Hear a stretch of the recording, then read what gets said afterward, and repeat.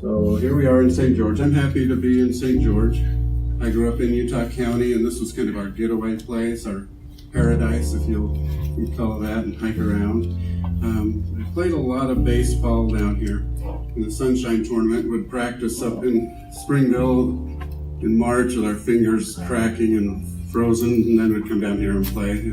So it was always a great time. I'm third from the right there on the back row. You can see me very well, but loved baseball, and like I say, played a lot here in the Sunshine Tournaments.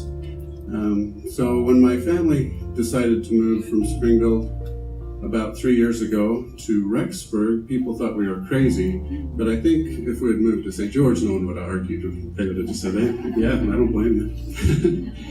And just amazed at the growth that's taken place in just the past few years. Here's a picture from last year. No, just kidding. But that's about how steep the snow is sometimes in Rexburg. Last fall, it's still fall. We had a really heavy snowstorm, and my wife had bought me one of the Fitbits and told me to wear it. And I got out the snowblower, and it just kept snowing and snowing, and I ended up with 20,000 steps on my Fitbit from just the snow blowing. So it's helped thin me down a little. So, for example, here's my daughter's wedding last January. Adam's kissing her and froze to her at 14 degrees. I can handle cold, honestly, but as we're standing in front of the picture and getting pictures in front of the temple, I'm like, this is nuts. So my daughter Emma got married in August when it was actually hot in Rexburg, so that was a lot better. I wanted to talk a little bit about my ties to this area. My grandpa, Guy Chestnut, grew up in what was known as Fruta, just a few miles off. It's now known as Capitol Reef National Park, and there's a little schoolhouse there that Grandpa Guy attended, and so we'd come down, and since he grew up right at the base of these cliffs, he knew where a lot of the Native American artifacts were. They were still there, and he'd take us up in these canyons, and I could feel a real spiritual sense, almost like the Native American ancestors are still there. And we've gone back since, and the government's fenced it off and taken away all the remains of the artifacts and things. But that really was a spiritual experience for me. If you do happen to go to that little school, they have a recording, and they tell the story of a boy who put a snake in the teacher's desk. And she tells the story. That was my Grandpa Guy. So a little bit of a prankster. Always was. I wanted to begin with a story I haven't really told much. It's in my autobiography. When I was 13, definitely in need of braces in that picture, but soon got them later. Our deacon's quorum advisor encouraged us to read the Book of Mormon, and I'd never hardly cracked the book open. Sunday we were playing Nerf football in the yard and things like that. But so I did that summer before school. I read through the Book of Mormon and got to Moroni, chapter 10, and saw the promise, and our teacher talked about the promise, and I didn't really get an answer right off the bat. I put myself through a lot of trouble. I'd go out in the field in the rain, you have to sacrifice or something. I'd go kneel down in the mud and pray, and nothing would happen. Go out in the pigeon pen and pray and things like that. Just nothing really came. Finally, a voice said, just go write your journal. And so I did. And as I began to write, the Spirit just filled my heart, and that was undeniable. I started crying, and I still have that record. I'm glad I got to write in my journal as that was occurring, because I wrote, I'm feeling the Spirit right now. And, I could not deny the Book of Mormon. I knew that it was true, and that Joseph Smith was a prophet. And so when you reach 18 years old and your doubts start coming about a mission, like they always do, the opposition, I always had that experience to fall back on. And so people think, oh, he's seen visions, and that really isn't the basis of my testimony. It's the fact that the Holy Ghost testified to me. So I talk to people who sometimes think, oh, I'm just not measuring up. But if you've had this Holy Ghost experience testify to you, you're on the right path and you'll be led to the way you should go. I compare those of us that have visions to, sadly, kind of like to Laman and Lemuel. They had an angel appear to them, but it still didn't change their ways. They needed to have the testimony of the Holy Ghost to strengthen them and to know that Jesus is the Christ. But I did when I was 17. Teeth were a little straighter by now. I'll just briefly tell about my near-death experiences. I've told them enough that I don't need a whole lot of details. But for those who haven't heard, I went on a youth activity to Flaming Gorge, Utah, in northern Utah, and my friends loved to talk me into doing stupid things. I was the younger priest in the quorum, and they knew they could usually goad me into something that I shouldn't do. And they loved to cliff jump. We didn't dive, but this certain cliffs had several levels, and we slowly worked our way up, and finally we got to one that was about 60 feet high. This isn't not me, but this is about where we were at Flaming Gorge. I found this photo, and they told me to go first. And as I stood on the edge of that cliff, I was like, this is a terrible idea. But, gotta impress my peers. So I took that jump, and it just took forever to hit the water. Just 1, 2, 3, I just kind of flailing. And when I hit, it was like hitting concrete. And it just felt like I broke my neck, honestly. That was my first indication. But what really happened is my body went deeper than my spirit. And so I was like 3/4 out of my body. It's like I came out through my head. And I looked around, and it was like a plane of white light, and just an amazing experience. I felt so peaceful and calm, and there were little particles of light that attached to my body, like they were just rushing at me.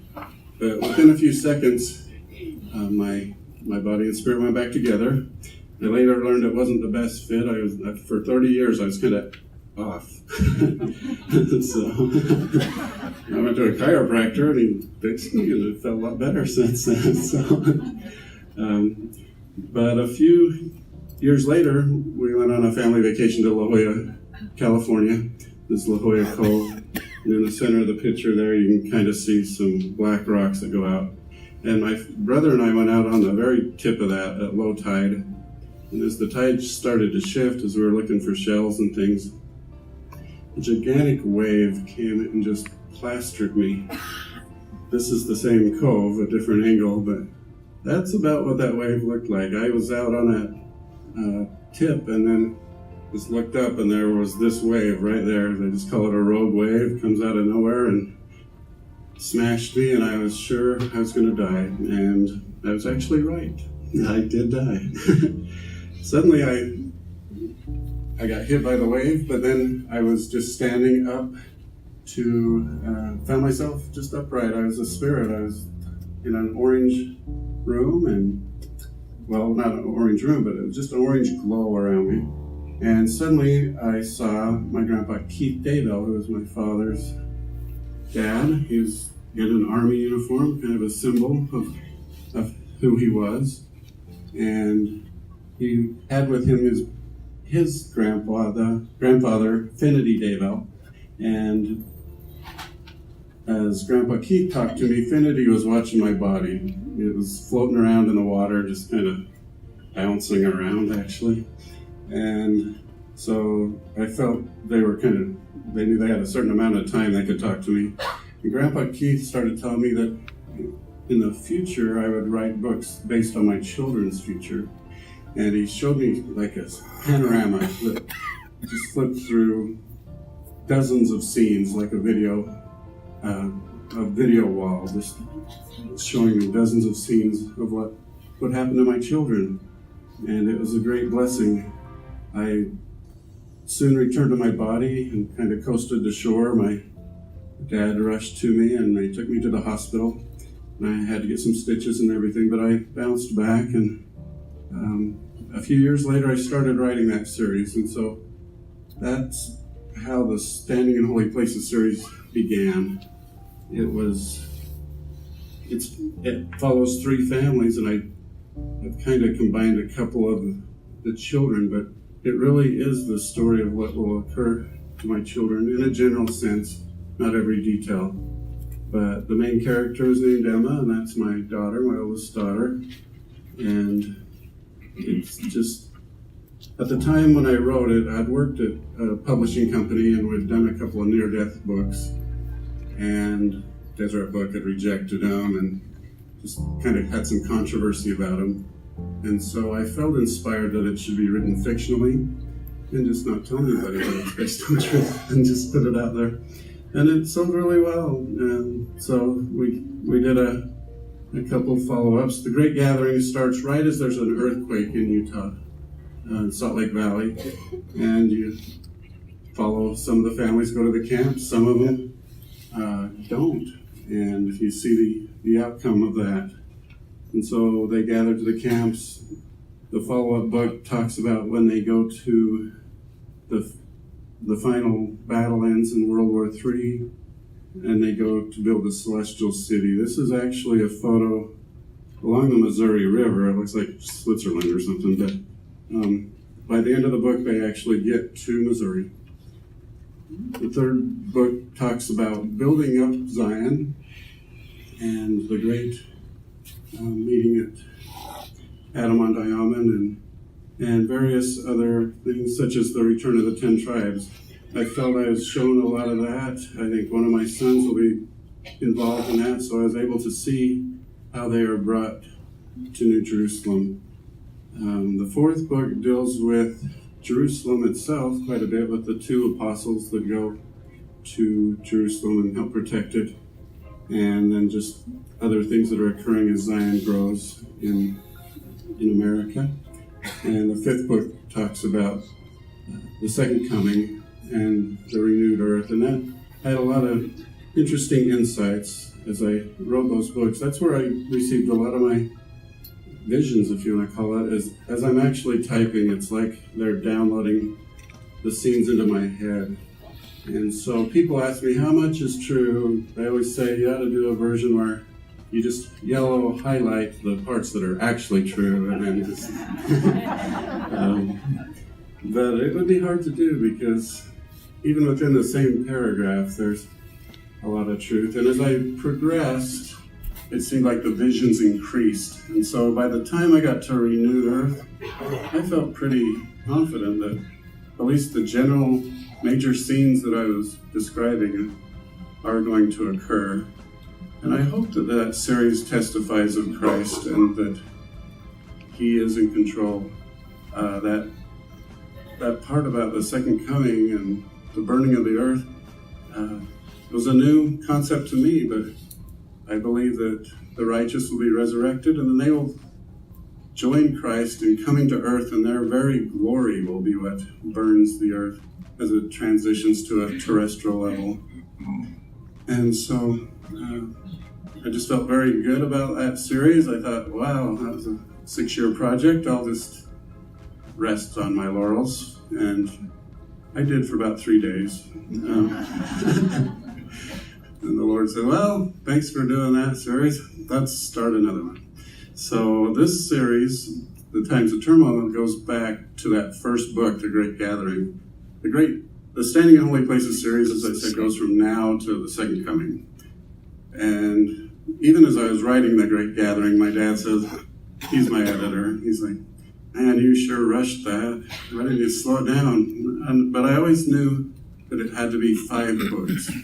And I just told him, I think I'll someday fill in a little more details.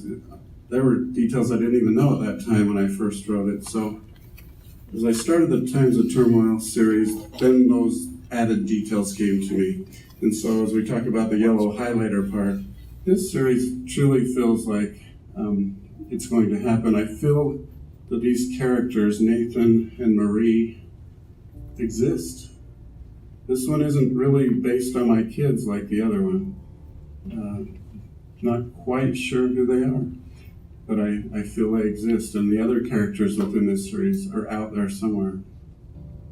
And so this series starts right after the first earthquake, and Nathan's a returned missionary, and he gets called to help as a maintenance missionary to help set up places of refuge and places of gathering in the mountains. Secretly, he was driving along the freeway with a loaded tents in the back of a truck, and no one knows. And he's headed to the mountains. Marie's a U of U student, and so obviously she's inactive. That's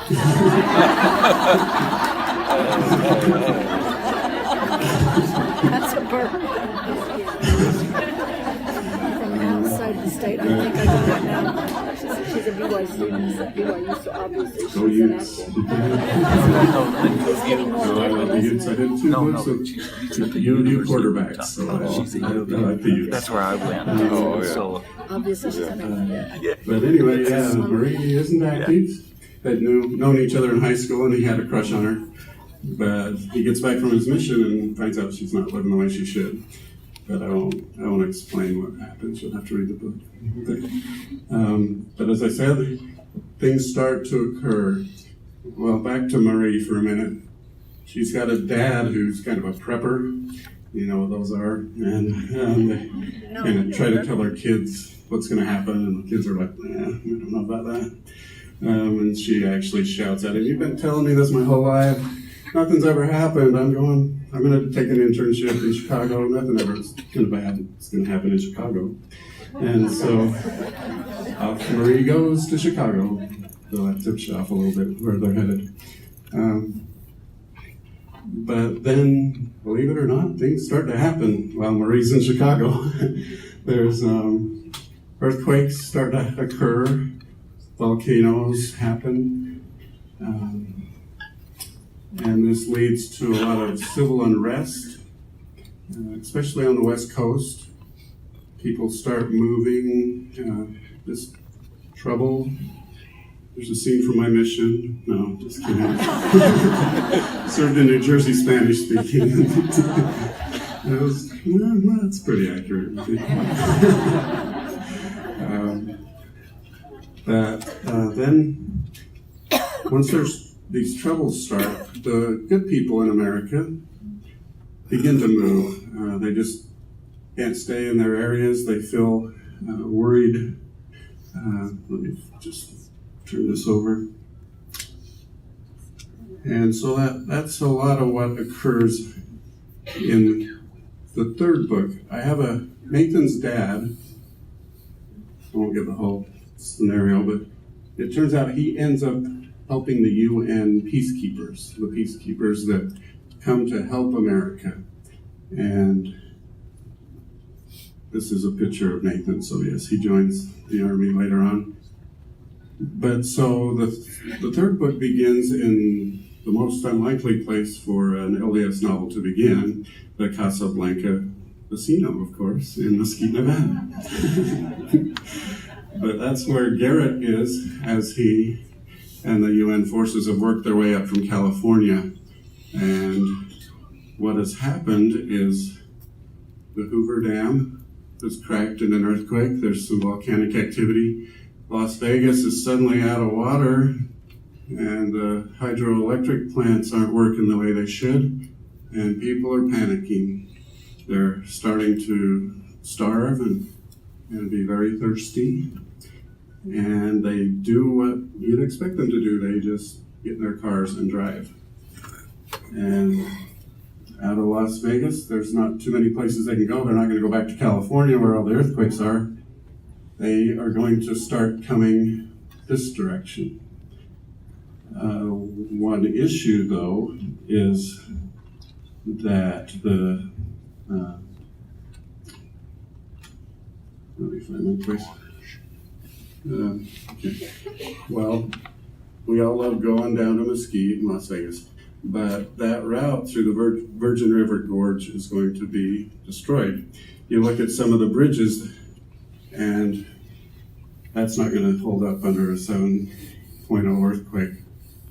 Some people will try to make it through the Virgin River Gorge, and it just isn't going to happen. They might make it, but most likely not. There's just going to be a lot of trouble there.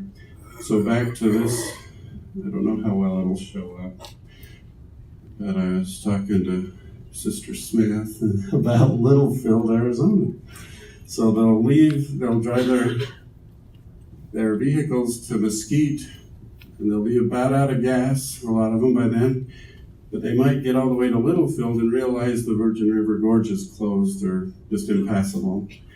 And so they're going to just kind of pile up in that desert area, and Littlefield will be filled with, I've seen just hundreds of thousands of people, and they are not happy, they're angry, and that's where Garrett and the UN forces then leave Mesquite, and they come to Littlefield, try to bring a little peace to it, but they soon learn that they can't. And so a lot of people have started walking up the old Highway 91. And so these are visions I've had of where these people are going to go.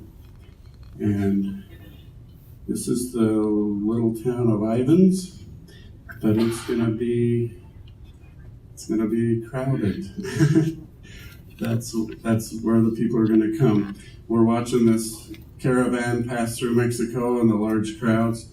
That's kind of what we're going to see happening as they congregate in Littlefield, and then they realize that there is a route around. And so I just think it's going to be really unorganized, and people are going to start traveling this direction and coming around the bend and coming through Santa Clara, and they'll finally reach St. George.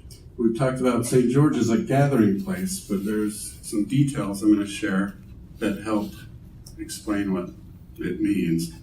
They will spot that beautiful white temple, and it will draw them to downtown St. George, but it won't be like we have the yellow shirted helping hands just standing there waiting for them on this occasion. What's going to happen right before that, under the direction of the church, and probably even, I just feel that many of you in this room are going to take part in this. Spirit.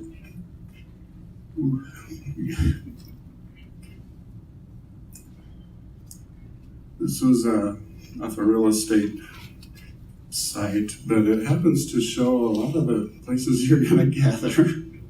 So, Tokerville, Lurgan, Hurricane, Virgin, Rockville, and Springdale, right there along that ridge, are going to be places of refuge where the saints will go ahead of time. Another key place will be Pine Valley, that region. There's an old, it's an old pioneer church that they still use there. And that will become sort of a headquarters where the leaders of this area will congregate and organize. There's a lot of good campgrounds up there. But back to this picture. So downtown St. George is where these refugees are going to come. And I was amazed as I drove in just how much has been built in the last 5 years, because, in 2014, 2015, we were like, it's coming, we're going to have an earthquake, everything's going to fall into place. But I can see how the slight delay, if you want to call it that, has allowed great growth here that will actually house refugees, and that it is part of the Lord's plan that this area is developed and be able to accommodate these people. They might not have electricity or a lot of food, but they'll be able to have shelter and be safe. Because I feel that the majority of people that actually make it this far from California and Nevada are good-hearted people that have their purpose in life is to join the church and to make it here. Just wanted to mention a couple other camps. This is a Pine Valley camp. Camp Kolob is one where people gather, and just up in the pines, a really safe area. But I wanted to talk about my fourth book. This is the last book in this series. When I first started the Times of Turmoil series, I thought it would just go on endlessly. Didn't really have an end point. But as I was writing it, at the end of this book, World War III ends, and the Spirit told me, this is the end of the times of turmoil. And so that is why the series ends there. And then it kind of picks up and things improve as we build New Jerusalem. This book was strange because I finished the third book, Days of Fury, 3 years ago. And I had this cover ready 2 years ago, but the Spirit just kept telling me, you need to hold off. It's not time to tell this story yet. And so I just held off. I was told there would be a shaking before I released this book.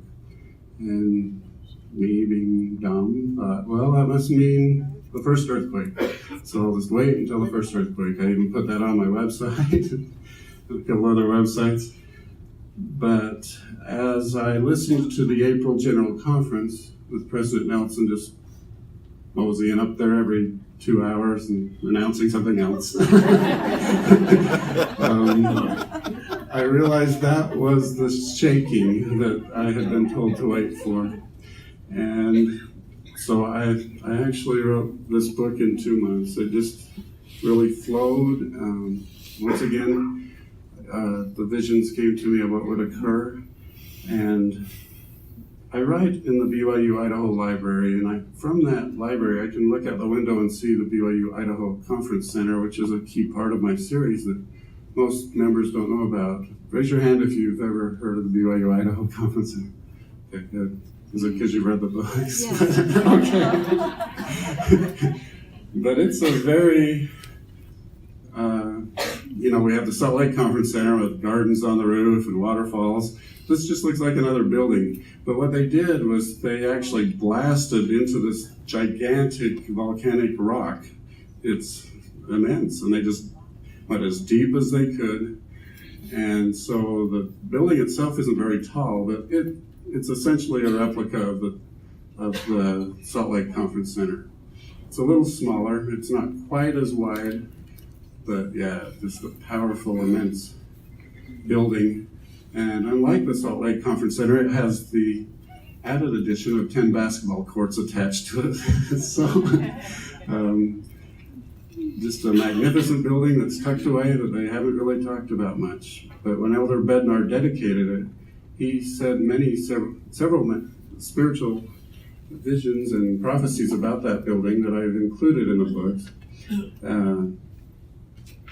That it will, I know that someday after the second earthquake happens in Salt Lake, Rexburg, little Rexburg will become the headquarters of the church temporarily as the war ends and we begin to move to New Jerusalem. So we won't be packing up our wagons from Salt Lake. We'll just Rexburg will be the center. And I actually, in my book Celestial City, I guess I wrote that.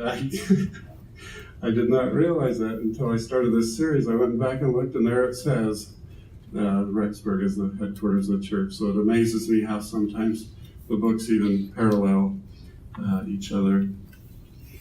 But two key new people in this new book is Jen Gardner and her daughter Amber, and that's who's on the cover here. And I truly believe they live in Washington State right now with their husband and father. And life's good for them. They're Christians. They're not LDS at all. But this is another case where I believe they are there, and they are going to be affected by volcanoes and earthquakes, and they will leave Washington. They'll get on the freeway with everyone else, but they'll get to a town in Montana, and the husband will be killed by a gang. And Jen and Amber will escape and hide out through the winter, luckily in a cabin. I've seen the cabin. I'm tempted to just go for a drive and see if I can find it. But then that following spring, they'll begin walking down I-15 into Idaho. And so Rexburg and St. George are almost parallel north-south of what's going to happen. They'll be gathering places for millions of people that are destitute and scared. And it will be our job to comfort them and help them and assure them that everything is going to be okay. And I know that you'll be fully capable, no matter where you live. Mesa, same situation. But yeah, St. George and Rexburg are kind of, it's almost like a balanced scale how I see it. It's they're going to save millions of souls that way. Another key part of reclaiming liberty does involve what I call the elders of Israel. Joseph Smith prophesied about the elders of Israel. So when the Third World War starts, for the most part, the saints will just stay in their places of refuge, will be hidden away. The Lord will protect us, have shields over the camps, just literal invisibility, if you want to say that. But back to that BYU Idaho Conference Center, those 10 basketball courts, it's a huge room, 10 basketball courts, not a single pole or anything. But that is where the elders of Israel will train during that winter, that hard winter. And they'll be ready to roll by spring, because what will happen, the invaders, I call them the coalition. It's just a collection of Russians and Chinese and other countries that have invaded our country. They will feel fairly almost overconfident. They will have taken over every place but the Rocky Mountains, but miraculously there's a really hard winter that kind of keeps them out of I've even seen snow here that's like at least 4 feet deep, to just show how hard that winter is. And so the coalition army just basically settles in for the winter. They feel fully confident that they'll just wipe everyone out in the Rocky Mountains when spring comes. But the Lord sends additional plagues, and so that coalition army will be quite depleted and fairly weak that coming spring. And meanwhile, the Lord will have prepared many soldiers to help win the war. I love what Jason Mao is doing. We did a presentation in July in Mesa, and another case where the Spirit was almost overwhelming of the mission he has. That parallel will happen again, where training will happen in Rexburg, but somewhere here, there will be training, and I feel strongly Jason will be a part of that training and help to have that army ready to go as well. And so I don't know if you're going to do water training like this. I don't know what you got in mind, but what will happen that when that spring thaw comes, the coalition leadership will have gathered in Denver. That Denver airport is honestly kind of their headquarters that's been prepared. And I've seen Obama there. I've seen Hillary Clinton there. They're not going away. Whether they get reelected or they just continue their parallel shadow government, I don't know. But they are part of the coalition, and that's really what they tried to do the previous 8 years before Trump was elected. And I do believe President Trump, it was a miracle that he became president. Otherwise, we would probably be headed right into these tribulations by this point. But I do believe the timeline can shift. The Lord allows that to happen. The opposition can affect it, but the Lord gives us mercy and helps us that way. At the time of in October 2016, my brother's kind of a doubter, and he pulled me aside and he says, "Is Trump going to win?" And I said, "No, I don't think so. I look at the Electoral College, I look at everything, and there's just mathematically no way that Donald Trump's going to be the president." And I told him that, and a month later he doubted me even more. So, but it's all right. So this training's going to go on, and what will happen is all of these groups there'll be St. George, Rexburg, Manti. I think what will happen is this group will travel from St. George, the Elders of Israel, to Manti, merge with them, because I've seen that as kind of a bigger group, and then they will meet at Fort Bridger, Wyoming. It's almost a historically symbolic meeting place where the saints have had their army before, when they had to battle Johnson's army in 1859. But at that point, the leaders will come together. The coalition army will have gathered into Denver, where their leaders are, and just preparing to wipe out anybody who's left in the Rocky Mountains or capture them. But that's when our young elders of Israel will emerge from the Rocky Mountains and take care of the coalition and be a spiritual powerhouse. And when that war, people say, well, when they read my books, it's like, well, that wrapped up really quick. But in reality, that's what's going to happen. They will be so strong and prepared that the coalition forces that remain will not have any way to stop them. And we'll also have spiritual warriors on the other side.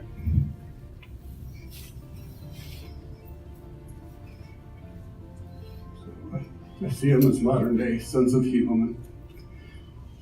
I met a lot of them. They know their mission.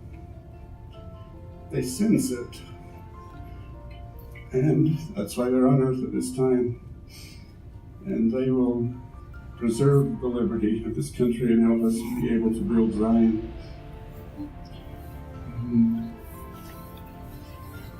So we worry a lot about missionary work right now, but in reality, it's just going to explode. The people that are living here, once the war is over, the Californians, the Nevadans, and all those, they'll just look at our examples and they'll just be like this woman and be so happy. And we'll be stronger than ever. We have the myth that we'll all travel to New Jerusalem, but that's not the case. As I heard President Nelson announce Washington, Utah, it hit me, wow, that new temple will be the center of a city of light. Same thing's kind of in Rexburg, where you have the Rexburg temple and you have Rexburg, but there's a smaller town called Ashton, about 25 miles north, and that's where their temple will be, and that will be their city of light. And I hadn't been here for 5 years or so, but as I came off the freeway, there was 2 locations that, man, yesterday the Spirit was just so powerful.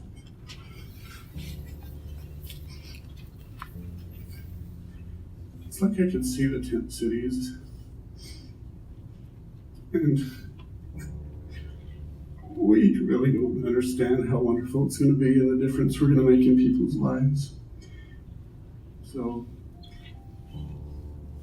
you will be a part of that.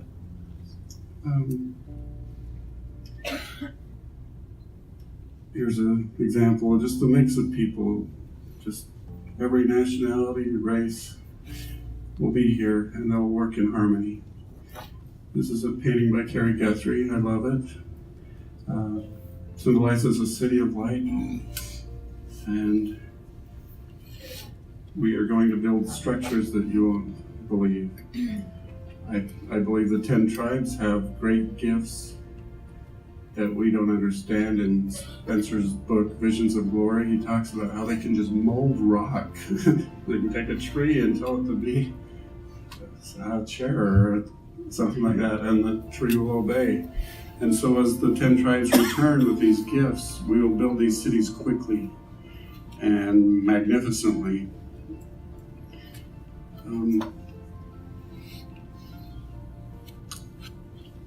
In my book, Living on the Edge of Heaven, it's an autobiography. I tell a few more of my experiences that I won't tell today. But I wanted to just testify that I know President Nelson has been preserved for this time. I'm not sure why, but during President Monson's time, as he grew older and didn't speak as much, that's kind of when I felt that I should publish a lot of books, Hector's book, Julie Rowe's books. We had our season almost where we helped people prepare. A lot of people rejected that message, but those that accepted it are going to be the leaders as we move forward. And now President Nelson, as he begins this change in the church, those that are prepared in a way just latch right on. And I want you to know that's where I'm at. I'm just latching on, trying to hold on to that 94-year-old coattail. and Elder Oaks and Elder Eyring, of course. I don't know if many of you know, but Elder Eyring's son, Henry J. Eyring, is the president of BYU Idaho. And I don't tell us, well, I guess I tell it every time, but I have a good group of friends in Rexburg that are like the head of the IT department, head of the food and services department, and we just have little lunches together, and we tell each other what's going on up there. I'm a lucky guest. I just get to listen to them. They like to tell me stuff, so it's not. But there's so much going on there that it's just not a rumor that that's where the headquarters of the church will be. It's a fact, and it's marvelous to see how it's coming together. But I want you to not just believe my words. Each one of you has a special mission, and you need to pray and find out. And I know that the Lord will tell you, going back to where I started as a 14-year-old, you don't need to have a vision to know what you're going to do. You just need to have the Holy Ghost testify to you of what you are meant to do and as a part of this great work. And I just want to let you know that I know this. The church is true. This whole work is true. Every aspect of it is very important. These wonderful speakers that are going to share their piece of the puzzle today. And I hope you just absorb it. It's all so wonderful. I wanted to just talk a little bit about Mike and my new little series, Glimpses Through the Veil. We just both kind of had the same idea. He moved to Rexburg. And it's aimed at Christians, but it's funny, it's entertaining. Mike does a fabulous job finding some good video clips, and they're 30 to 40 minutes long. There's 10 episodes. And actually on your program, you get a half off on the back there. I think you'd really enjoy it. It has the same kind of dry humor, I guess you'd say.